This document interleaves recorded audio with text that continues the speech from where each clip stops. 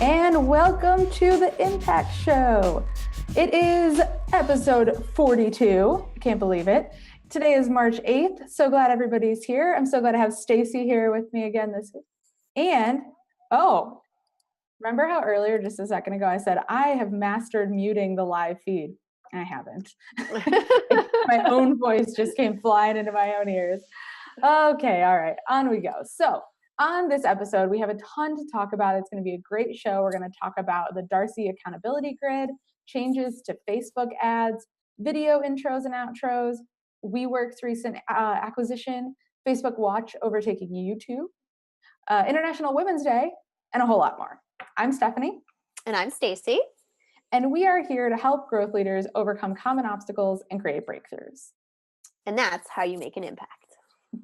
This episode is being broadcast live on Facebook, as always, and will be republished on iTunes, YouTube, and the Impact blog. So if you have any comments throughout the show, definitely drop in the comments section. I am monitoring those now that I've got it muted, and I'll definitely be taking a look at them throughout the show. So on to our first segment, which is Impact Updates.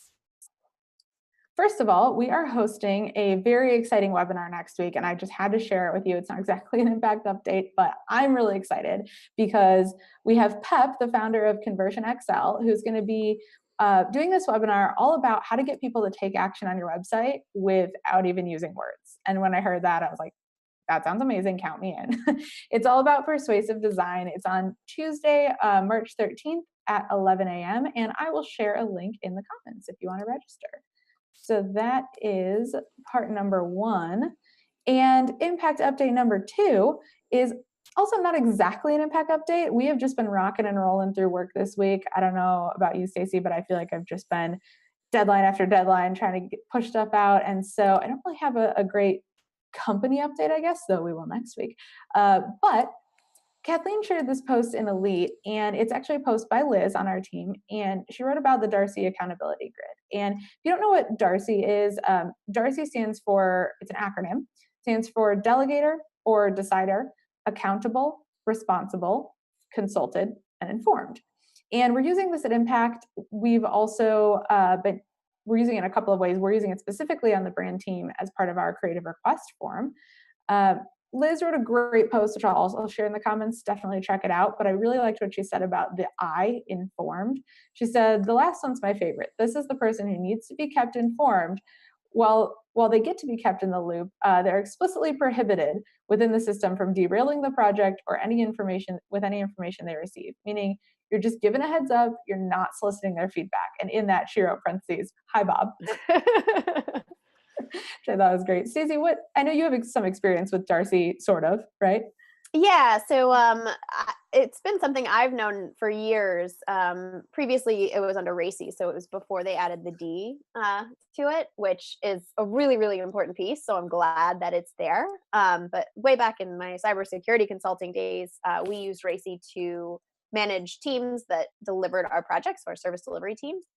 And was really great at helping make it very clear what everybody's role was on a project. And the best part was it really got rid of that whole, oh, well, it wasn't my job, so I didn't do it type of excuse where you find yourself, everybody's saying that to each other.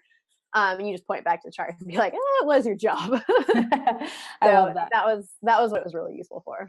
And I mean, it even says that, right? The DARCI accountability grid. It is great for accountability. And I know as a small-ish company that's definitely growing, the more people we add to the team, the more we scale, we have to have a process in place for these things. Otherwise, there's a ton of people that need to be part of a project and maybe miss out on a piece of information or we miss a deadline. So we need something that's going to keep everyone on track and aligned. And I love this method. It's been working really great. Yeah, it's especially important too once you start adding layers of management in, which is always a really big growing pain when you're like moving from a startup to bigger. So the more layers you have, the more confusing that gets. So the more and more this type of a tool is required to make it crystal clear for everybody. Crystal clear is my favorite. All right, well, on to our next segment, what marketers be talking about. This is where we go over what you are all saying in Impact Elite. Stephanie, what the heck is Impact Elite? Great question. I'm so glad you asked. Well, Impact Elite is our community of now over 2,300 passionate inbounders looking to help each other succeed. We want to answer each other's questions, provide feedback, solve problems, and let's face it, have a good time. I sound cheesy, but it's true. So if you're not already an elite, go to impactbnd.com/elite or search Impact Elite Group on Facebook and request to join. I'll be waiting. Yeah. If 2,300 people are doing it, you should too. That's all you need to know, right? Definitely. And I look at every individual request and I read the answers to the questions. So I'm making sure we've got the best of the best in the group. So yeah, really, really make sure you're flattering Stephanie in your request. All right. So Stacey, what is the first post that you found interesting and late this week? So one of the things that I wanted to make sure we called attention to is Ryan Litweiler's post. He's looking for recommendations. So in his post, he talks about how he's read books like Same-Side Selling, The Challenger Sale, and The Sales Shift. Most of those books are really heavily B2B focused, and he's really trying to find some similar concepts or resources for B2C. So he kind of solicited suggestions of the group. We got 3 great responses from John McTighe, Daniel Sullivan, and Chris Handy. They gave us some great options for books, but the more the merrier. We would really love if everyone's hopping in live and putting in their suggestions for great books. I know I'm always in the market for new books. For me, I'm not a salesperson. I'm more of a marketer, but I always think of sales and marketing together as branding in my mind. And I 100% live by my favorite old Bible from my MBA days, which is Marketing Management by Kotler and Keller. It covers every single way a brand interacts with their customers or prospects. So from sales, marketing, customer service. And it really kind of breaks it back down to what do you stand for as a brand and how does that brand interact with a human? Which is, in my mind, what sales comes down to in the end. So that's my take. And it's not a cheap book by any stretch of the imagination, as no college textbook is. Naturally. But it's something I return to very, very regularly. Do That's you have great. any book recommendations, Stephanie? Yeah, I liked what you said at the end about it being all about being human. To Sell is Human by Daniel Pink is definitely my recommendation. He also wrote, I think it's called When, The Scientific Secrets of Perfect Timing. Timing and context is always important, as we know, but yeah, definitely the human aspect. Daniel Pink books are great for sales. Right. Well, moving on, I saw something in Elite this week that caught my eye. It was a post by Joe McNamara about Facebook ad changes. And he said, hey, everyone, with all the new changes coming to Facebook ads, transparency associated with being able to keep tabs on your competition, and the ads they're running to different audiences, do you think we'll see a pullback or a double down on Facebook ads as an ad platform? And I immediately pulled in Allie Parmalee from Think Creative, our go-to, and I said, I'm sure we'd all love to hear her take on it, and a little bit about what Impact is doing. So she said that she sees the algorithm changes as continuous changes to really push inbound marketing. They're great for inbound because Facebook's really trying to force brands to be better and produce better content. And what's wrong with that, right? So the changes really are just trying to block people trying to scam the system. And I think that's, in my opinion, perfectly fine. If we have to work a little harder, but we get better results, I think that's the way it is. So I'm all for it. So she shared a few things that we're doing with Impact and Think Creative. Continuously trying to amplify awesome content, not boosting, but actually doing ads to amplify great content, creating lots of top of the funnel ads to drive lookalikes and prospects into the funnels by giving them the content they want, which is great, and continuing to create offers that focus on pain points and solving the needs our audience has.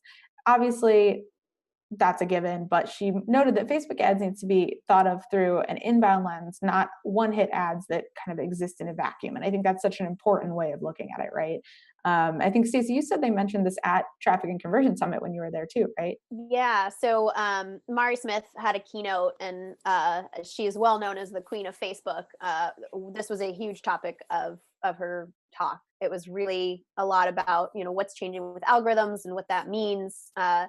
One of the not so good pieces of it was that ads are going to be getting more expensive on Facebook. It's probably a fact that we're not going to be able to get away from. Right now, it is probably the cheapest place So there is some running room to grow in terms of their revenue there.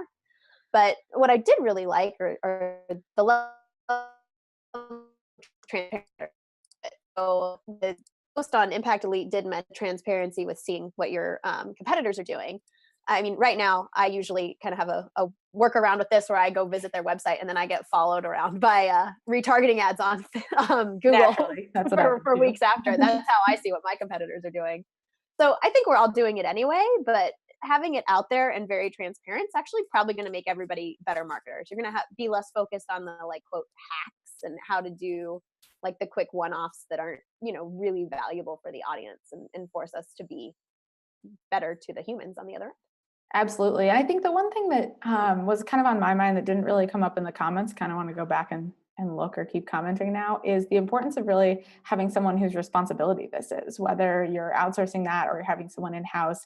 I think it's no longer something that you can just kind of do on the side once in a while, right? Right. Yeah. I mean, it's going to be becoming more and more complicated the more and more powerful it gets, right? Exactly. I already feel like my brain's going to explode when I look at the back end of Facebook ads, which is why it's great that we have really, really smart people like Allie to come respond to these questions. Exactly. Every time I see Facebook ads, I'm like, help. All right. Well, Stacey, what else did you see in Elite this week? The other one that really stood out to me was Andrea Funk's post. So she came to solicit a tool. So essentially her post was that she had an email that she created. She had 800 names on her list, and she knew that a decent chunk of those names were actually bad emails. She didn't want to hurt her spammer rating by sending them emails unnecessarily.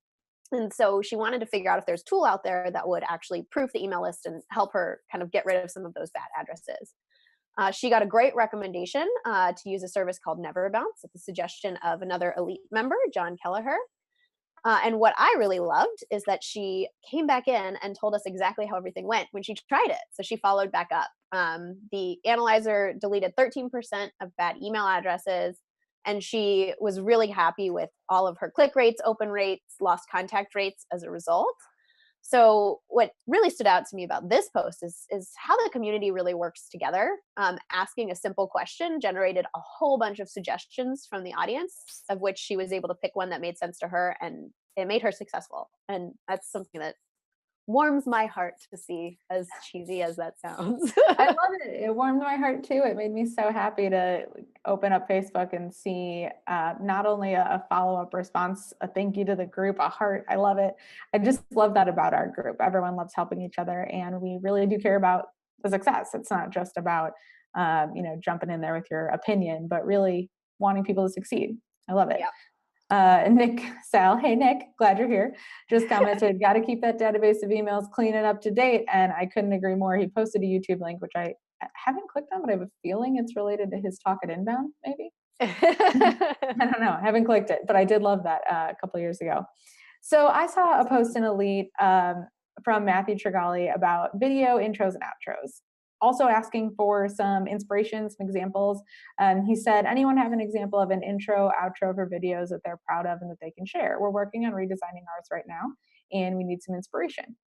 So we had a bunch of great people jump in and share some examples. Salma Jaffrey shared hers. Kyle shared some from Impact, which if you haven't subscribed to the Impact YouTube channel, let me tell you, we are kicking it up in there. Lots of new videos coming out all the time. Make sure you go subscribe so that you don't miss what's new. There's always something new coming. But he also shared some suggestions about music. Joe McNamara also did the same. Great tips around music and videos in general. Stacey, what have you seen in videos and business and marketing videos that you maybe like or don't like? What would you say? I'd say the most important thing to me is to really keep it simple. Your intro and outro should look good. There's no question about that. Like they shouldn't look like you filmed it in your garage and did it overnight. But it doesn't need to be anything over the top. Essentially, your videos are short, digestible chunks of information where the valuable content has nothing to do with your intro or outro. So if you quickly get through that intro and outro and get to the valuable content, you're going to have a lot better success from your videos than having an intro that's way too long. It loses people. And the other half of that is really the biggest pushback I have ever seen from clients on video is about budget. It takes a lot of time, it takes a lot of money, it takes production value. An intro and outro by no means has to be incredibly complicated or, over the top. If you have the budget to make something really cool and animated, then go for it. But I mean, it can be as simple as, a still graphic with music. Music really does, like said in the comments, takes That's the add tone. polish. Yeah. Yeah, absolutely. I like that too, because it makes me think of a bunch of TV shows that I watch on, Netflix or Hulu. You see shows used to have this like long introduction, and then you started probably noticing the trend after a couple of episodes, the like theme intro gets shortened a little. And now on Netflix, when an intro starts playing, there's actually a button you can just hit skip intro. And this is shows I've been watching for decades that I've bought into, whether I'm watching a new episode or not. You people who are even that committed to a show are willing to skip right by it. So you got to set the tone, give people a little idea of what they're about to see, what they can expect, and get right into it, right? Yeah. And I guarantee that's all from Netflix data mining all of the people pushing the fast forward button on intros. Exactly. That's me. Yeah, like Dexter from Showtime. Oh my gosh. Every time I watch that one, it's a great show, but that intro is like 10 minutes long, I swear. Yeah, exactly. All right, so it's time to move on, but before we do, I want to remind everyone this is a live show. I can see a bunch of you watching, and I saw Francis in here, obviously Nick's here. So do definitely comment, drop us a thought, how you're liking the show, give us some feedback, and if you have anything you want us to talk about or address on the show next time, leave a comment or send an email to show@impactbnd.com. All right, on to digital marketing news, where each week we share one thing in the world of digital marketing that caught our eye and we found interesting enough to share. So, Stacey, what did you find? The most interesting article that popped up on my news feed this week is that WeWork acquired a digital marketing startup called Conductor. I was like so surprised to see this. They're completely different areas. WeWork is a co-working space. Like they have co-working spaces in major cities all across the US. And Conductor is a platform that provides audience content and SEO insights to help optimize content to your audience. Their tagline is to help your marketing deliver true customer value, which I love, by the way. But what I thought was really interesting is that WeWork acquired them after being a customer for 2 years first. I mean, I think that's probably the most extensive M&A discovery process I've ever heard of a company going through. Yeah, way to really go for it. But clearly they saw the value in it. So they used it to get insights into the audiences that they were trying to target, people who were interested in co-working spaces, and they were having a lot of success with it. So that's really what kind of sparked the next step of this acquisition.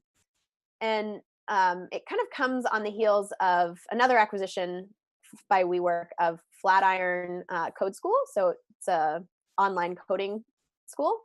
And clearly this just tells me that like WeWork is trying to take over the entire world, which is a little scary, but I mean, there's 8 of them here in Chicago. So it's probably really interesting for the people who work at WeWork locations. We're going to probably see a change in the services offered, more extensive offerings that no other co-working space can bring.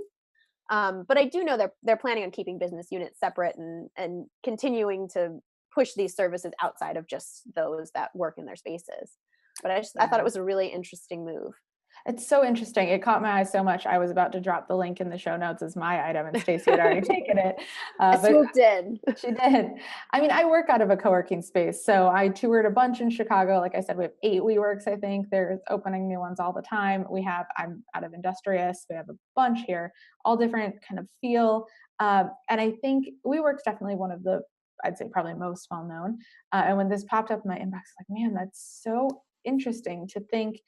We have so many co-working spaces in Chicago, at least, and in major cities.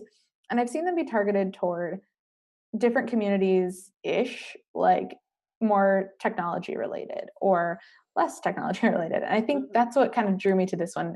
Industrious is very unique to a specific kind of feel, a specific culture. And I don't know I could properly articulate that yet. They probably can, but I can feel it when I'm here. And I think that's really interesting. And I got that same feeling at WeWork, that it was very kind of digital and marketing oriented. So that was interesting. All right, well, moving on, since Stacey stole my first topic. I actually used to work out of a WeWork space in New York many years ago. Yeah, so I definitely agree with you on the atmosphere. They do a great job with that. Yeah, they do great. So mine was a bunch of different articles I pulled together here, but the main one being digiday.com posted that media publishers are treating Facebook Watch like YouTube. And for those of you who maybe don't know what Facebook Watch is, it's been around since about August 2017. I think I've been watching it every day since August of 2017. I know there's a lot of people who don't use it much. I actually watch something on Facebook Watch about every day. And the content is completely varies from silly little comedy reality shows to more produced things to there's somebody I share with Kyle at Impact all the time, Nas Daily. He does a 1-minute video every day. There's so many interesting things going on there. And Mashable actually had an article a while ago that was Facebook Watch will overtake YouTube as the biggest video platform. That was months ago, back in 2017. And some of the things that these articles noted is the discovery page that recommends new content and the dedicated feed for comments and reactions to video.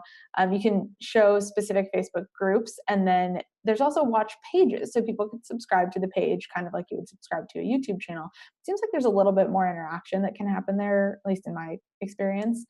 Also, Facebook really puts an emphasis on true identity, on understanding who the viewers are, requiring real names and real profile data, definitely a little bit more than YouTube does. I know I have like 6 YouTube accounts, not that you can't have 6 Facebook accounts, you can, but they really care about what users want out of Facebook and Facebook Watch and Facebook as a whole. So YouTube's kind of, I'd say, known a little bit for anonymous trolling. Mashable put that in the article. I think it's a little bit true.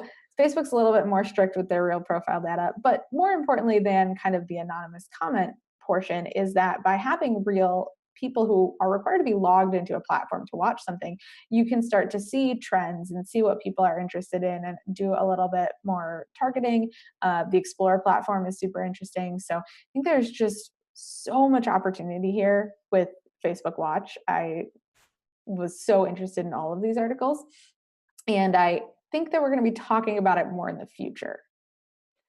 Yeah, absolutely. It was definitely a big topic, again, at Traffic and Conversion. So one of the most interesting things to me is the move away from like super heavily produced content that feels more like a Netflix toward, user generated content that feels more like a YouTube. They're actually accepting inquiries right now for new shows. So you can apply to have your show on Facebook Watch. Maybe we'll do it. Yeah. The ones that have that are the best candidates are shows that are already episodic in nature. What they want to see is, we're going to publish the show on the same day every week or every month or every 2 weeks, whatever the cadence is. So it feels more like that, TV, where I'm used to getting a new episode of my show at the same time every single week. So it's something that is really kind of going to open up the gates a little bit more for not only for producers of shows like us, like what we're doing right now, but also for advertising. So advertising on shows that are already looking at your audience. It's going to be about 1,000 times cheaper than buying a commercial television spot. And it's hilarious. I have realized as you say that, in the Facebook Watch shows that I watch, it's the first time in a while I've probably watched a commercial, because I DVR everything on my TV. There's no commercials on Netflix. I pay for Hulu. I pay for YouTube Red. I barely ever watch a commercial. But Facebook, I watch probably 22 minutes out of a 30-minute show, and then a quick little ad comes up. You can't skip it. I'm already deeply invested in the episode, and I watch it. And it's one of the few places that I'm actually watching ads. It was really interesting, this section of Mari's talk at Traffic and Conversion. I think they're limiting the ads in Facebook Watch to like 5 seconds or something. Yeah, really, it's like, really short. Maybe 10 seconds. It's very short. Yeah. So I think they have 2 versions. There's a 5-second and a 10-second that you can purchase. And they're so short that it's really, that amount of time requires you to drive the value home and drive it home immediately. So not only are these going to be far cheaper than trying to advertise in traditional like television type media, but the ads are actually going to be better for the users on the end because they're requiring that they hit that value immediately, and you can be far more targeted on Facebook than you ever could be in TV. So it's Exactly. kind of like a wide open, wild, wild west, excited Yes. feeling for advertisers. That is how it feels. I love it. So a quick shout out to Mariah's here, John, McTagg, Mark. I know who else is in here. Oh, Dan's in here. Lots of great people watching. Glad to see you guys. Definitely throw in your comments. Give us your input. Let us know what you think about what we're talking about. On to our second to last news item. We've got a lot to cover today. I told you it's going to be an interesting show. The 4 new features possibly headed to Instagram. Christine, who is helping run the show, shout out to Christine, thank you, sent me this article, and I thought it was so interesting. It talks about 4 features from thenextweb.com that are potentially coming to Instagram. The first is universal portrait mode, and I've actually already seen this happen on my phone. I have a Google Pixel 2 XL, and the Pixel actually uses portrait mode for AI for its portrait. It uses AI for its portrait mode photos. And what I mean by that is with the actual phone's camera, not the front facing, but the regular camera, the good one, when you take one of those like portrait mode photos, kind of like the iPhone version, that really shallow depth of field where you get the blurry background, Google Pixel phones are using AI for that. And we're seeing more and more shifts to that portrait mode way of doing things anyway. And I know I opened Instagram, I think it was yesterday, and immediately was like, it's not square. What? Which, how many times have I brought in a picture that then it crops weird, or I have to go put it in a different grid or something to make it fit, or I rotate it and it doesn't fit. I was just so excited to see that. And I know there's obviously a trend with people doing kind of more of a landscape photo, but in that same aspect ratio as well. I know, Stacey, you mentioned something about your sister too, right? Yeah. So this is now like a photographer's dream. My sister is a professional photographer, and I remember when she gave me back my headshots for the first time. She's like, "Don't put them on Instagram if you're going to make them square," because it kind of it's the worst ratio for a picture. It kind of takes away a lot of the things that photographers really work into it. Like, I know there's like the rule of thirds. If I was a photographer, I could talk about this at length. I just like know that word. And I know George probably could talk about it way better. George is just happy you said rule of thirds. I know. I learned that from him. So that's always cracked me up, because Instagram has a grid. Like you open it up and you go to center your photo and there's a grid. And yet you have a really hard time cropping a square photo to be on 1/3 of the side of the photo. Exactly. So yeah, I know photographers are rejoicing. Definitely. So the second point was cinemagraphs, which is a very long way of saying tiny GIF. I don't know if it's kind of like I don't know what the iPhone version is called, little moving photos, like animated maybe. I think in Google they're called animations.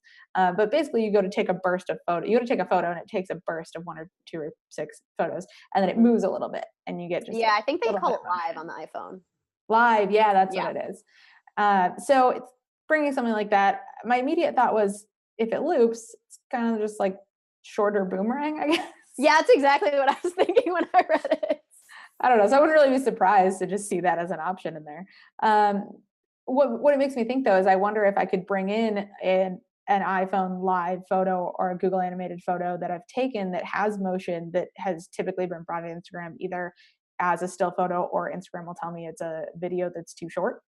Maybe I'll be able to actually bring in an animated photo. Yeah. Really a lot of this is probably in response to the popularity of boomerang, quite honestly. Definitely. I think that makes a lot of sense. So also you may hopefully be able to organize your conversations. You can star a chat conversation that will make it a little bit easier to find. They're hopefully going to be adding some filters. I think this is amazing because I love organization. Count me in, no matter where it is. But also, I know with Snapchat, there's been so much talk about Snapchat. One of the things that is really tough with Snapchat is since the update, I can't find anyone. And I used to at least snap a couple of people things directly, and we'd have a little conversation about it. And then the conversation would disappear, and it was kind of hard to get back to. And I have been really reluctant to let go of Snapchat, because to me, it's like the way to just quickly share a picture that I don't want to save to my phone. Not a lot of business value there, but that's what it is. And so being able to send someone something, whether it's in an Instagram post from a business, an ad, a video, just something directly, a quick message, I like being able to star those people that I send things to most. I love that. Yeah. And fourth was being able to download your data, which this is a lot like Facebook. You can download a copy of all of your information in Instagram. It's partially in response to GDPR, which, as we know, will be enforceable starting at the end of May 25th. So I wasn't exactly surprised to see that. I'm sure that's coming. Big day. All right, on to our last item. In other news, it is International Women's Day today. As you can see by the complete female takeover of the show. And there are two kind of trending hashtags that we're seeing. It's Press for Progress and International Women's Day. And we wanted to kind of talk through some of the really interesting things that we see brands doing for International Women's Day today. The first two that I have, I really like both because they're showcasing real women at their real offices. Like these are the actual people behind our brand. And I really like seeing that. It doesn't feel very gimmicky. It's not like, oh, I'm putting up a post because it's International Women's Day. I'm showcasing the women that are already here and doing amazing things. So the first one there is it's HubSpot. So what's really great about what HubSpot's done is, number one, they've shown their own women, but they also have made links and items that you can share yourself. So we can share the link out in Elite after the fact. But I thought that was really interesting and a way for other brands to engage as well. Yeah, definitely. Here, I'll post the link in the comments right now because I thought it was super cute. The other one that I have is for another marketing agency, actually, as much as I hate showcasing another marketing agency. I thought what they did was great.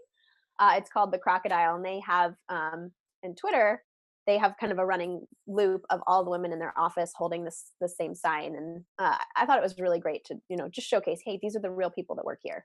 These are the women behind what we do.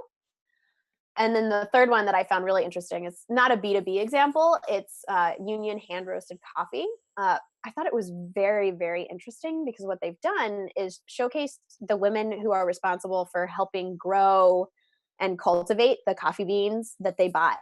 So it's really showing deep into, here are the women behind coffee. And it shows the struggles that they face, and the photography for this one was incredible. It's beautiful, really well done. So I thought it was a very interesting one to share. Yeah, I really like that one too. I saw a couple of things. One of them, Digital Megaphone, a company here in Chicago that does educational workshops and events and things, posted the top women in marketing in Chicago for 2018. There's just under 40 women in there. And again, like you said, Stacey, I love that it's real people doing real work that they really wanted to highlight. I think it's cool that there were some people in there at companies that I've worked with or done something with, attended a conference with in Chicago. And I've seen those companies and I've seen the men, and I hadn't really seen these women. I didn't know how many amazing women there were in some of these companies, specifically like food and beverage manufacturers here in Chicago that I worked with when I was at Label Insight. And I was like, man, I should have spent some more time with these women. I'm gonna now because they are doing it right. So that was a really great post. Another one was from IKEA Switzerland. And this is actually a video that Christine's going to play a quick clip of. To do.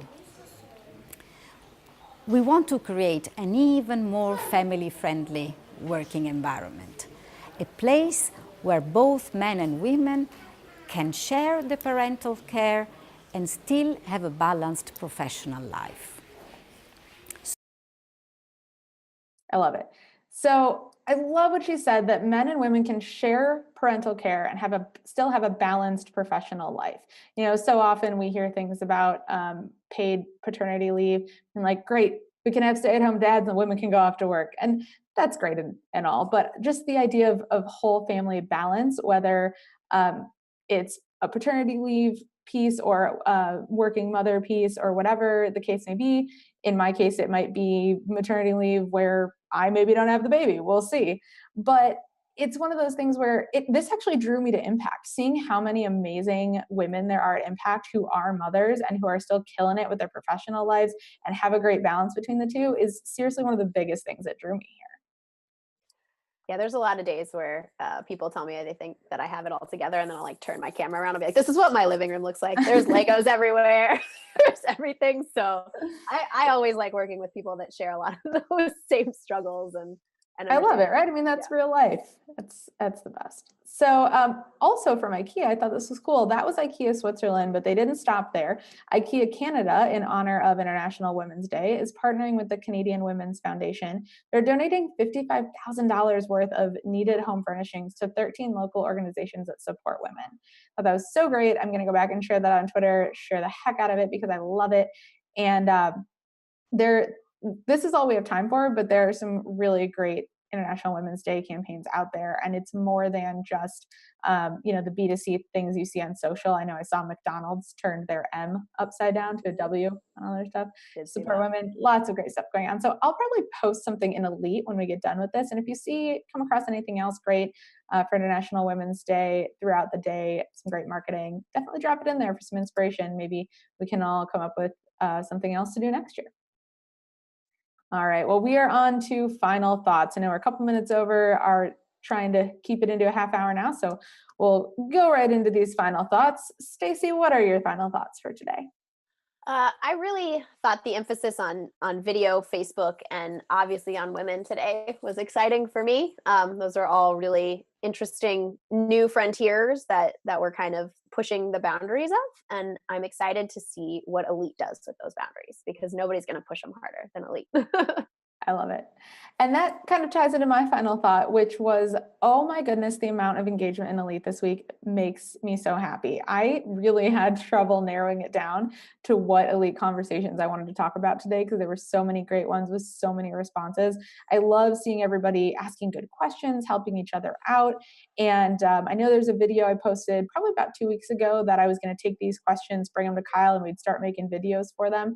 Kyle actually made a form that I can submit those questions to now. So as I see questions coming in, I'm submitting them in the form. We're getting them on the backlog to create some videos for, and there will be even more videos coming at you soon related to these posts in Elite.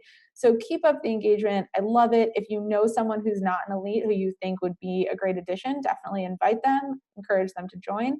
And I will see you in Elite. So that concludes another episode of The Impact Show. Next week, we'll be live again on March 15th at 1 p.m. Eastern, as always. Like I said, I'll be keeping an eye on Elite, so if there's something you want us to talk about on the show, definitely let me know. Post a comment in Elite or on the thread here. If you like the show, let me know. And if you don't, give us some feedback too. Let us know what you think would make it better. If you did like what you heard, give us a like, send us an email at show@impactbnd.com. Or if you really like us, Stacy, what should they do? Head over to iTunes and give us a 5-star review because we like 5s. We do. 5's my favorite number, and it just doesn't just have to do with 5 stars. All right. Well, until next time, get out there and make it happen.